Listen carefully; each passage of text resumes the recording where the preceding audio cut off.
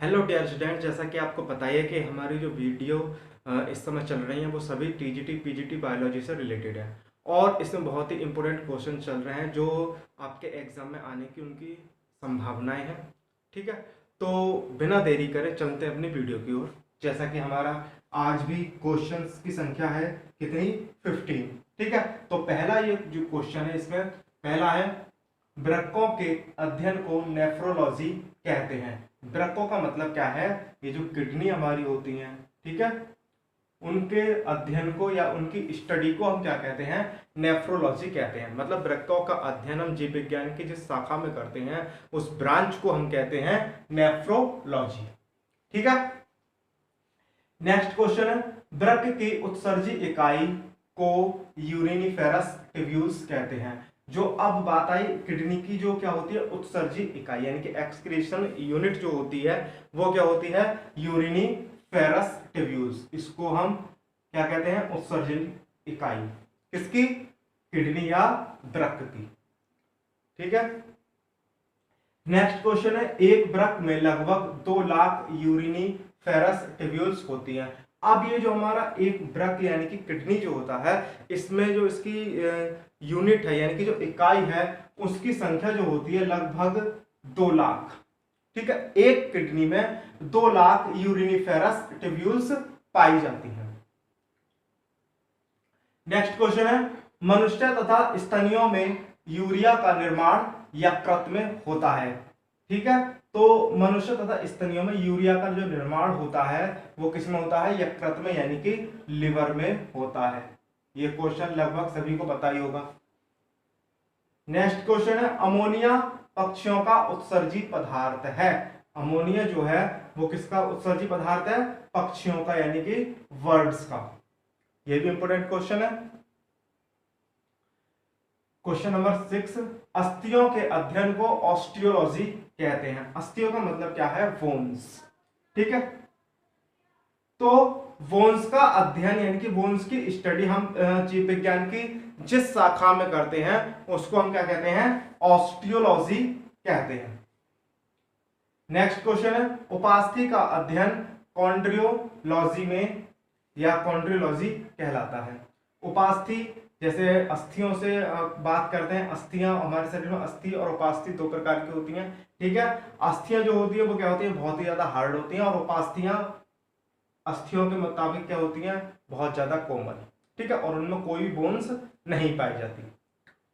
अब इनमें क्या है कि उपास्थि का अध्ययन क्या कहलाता है, कॉन्ड्रियोलॉजी कहलाता है। नेक्स्ट क्वेश्चन है, शरीर में संधियों के अध्ययन को आर्थ्रोलॉजी कहते हैं। संधियां का मतलब क्या है, जो हमारे शरीर के अंदर क्या पाए जाते हैं, जॉइंट्स पाए जाते हैं। ठीक है, तो जॉइंट्स के अध्ययन को हम क्या कहते हैं, आर्थ्रोलॉजी कहते हैं। नेक्स्ट क्वेश्चन है, कशेरुकियों की अस्थियों का मुख्य पदार्थ कैल्शियम तथा मैग्नीशियम फॉस्फेट होता है। कशेरुकियों का मतलब क्या है कि अगर हम बात करें कशेरुकियों को सामान्य तौर पर हम क्या कहते हैं, वर्टिब्रेट्स कहते हैं। यानी कि जो जंतु या जिन जंतुओं के अंदर क्या पाई जाती है, कशेरुक दंड यानी कि रीढ़ की हड्डी जिन जंतुओं के अंदर पाई जाती है उनको हम क्या बोलते हैं, कशेरुकी बोलते हैं। अब कशेरुकी अस्थि का जो मुख्य पदार्थ होता है यानी कि हम भी क्या है, कशेरुकी हैं, वर्टिब्रेट्स हैं, तो हमारी हड्डियों का जो मेन पदार्थ है या मुख्य पदार्थ है हमारी बोन्स का, वो क्या है, कैल्शियम और मैग्नीशियम फॉस्फेट है। नेक्स्ट क्वेश्चन है, मनुष्य में टिबिया फिबुला तथा फीमर अस्थि प्रचलन में सहायक होती हैं। प्रचलन का मतलब क्या है, लोकोमोशन। ठीक है, यहां पर प्रचलन का मतलब क्या है, लोकोमोशन, यानी कि हम हमारे शरीर का जो लोकोमोशन है, हम अपने शरीर में जो लोकोमोशन की प्रक्रिया करते हैं वो किसके द्वारा करते हैं, हमारी अस्थियां हैं टिबिया फिबुला तथा फीमर। फीमर जो हमारे शरीर की सबसे बड़ी अस्थि भी होती है। ठीक है, सबसे बड़ी अस्थि जो हमारी जांघ की अस्थि होती है उसको हम क्या कहते हैं, फीमर कहते हैं। टिबिया फिबुला उसी जांघ अस्थि के नीचे पाई जाती हैं, दो ये एक साथ जुड़ी रहती हैं, 2 अस्थियां अलग अलग हैं, टिबिया अलग होती है और फिबुला अलग होती है। तो सामान्य तौर पर जो हमारा क्वेश्चन है क्या है कि मनुष्य में टिबिया, फिबुला तथा फीमर अस्थि प्रचलन में सहायक होती है। हमारे लोकोमोशन में जो सहायक अस्थियां हैं वो कौन कौन सी हैं? Tibia, fibula and femur. Next question है, मनुष्य के शरीर में 24 रिब्स यानी कि पसलियां होती हैं। बहुत ही सिंपल क्वेश्चन है, 24 रिब्स यानी कि पसलियां होती है हमारे शरीर में। नेक्स्ट क्वेश्चन है, मनुष्य के चेहरे में अस्थियों की संख्या कितनी होती है? 14 यानी कि 14। हमारे चेहरे में जो अस्थियां होती हैं यानी कि हड्डियां जो हमारे चेहरे में होती हैं वो कितनी होती हैं? 14।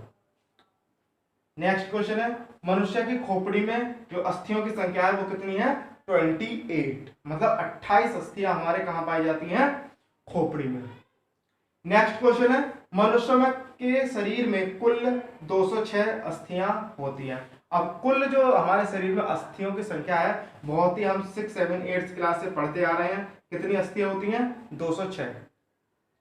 लास्ट क्वेश्चन इस वीडियो का, मनुष्य की सबसे छोटी अस्थि स्टेप्स तथा सबसे बड़ी फीमर होती है। अब दोनों कहां होती हैं? फीमर के बारे में जैसा कि मैंने आपको ऊपर बता दिया था, जो हमारी जांघ की अस्थि होती है उसको हम बोलते हैं फीमर, जो कि हमारे शरीर में सबसे बड़ी होती है। स्टेप्स हमारी कर्ण अस्थि होती है, ठीक है, हमारे कान में पाई जाने वाली अस्थि, जिसको हम क्या बोलते हैं? हमारे शरीर की सबसे छोटी अस्थि बोलते हैं।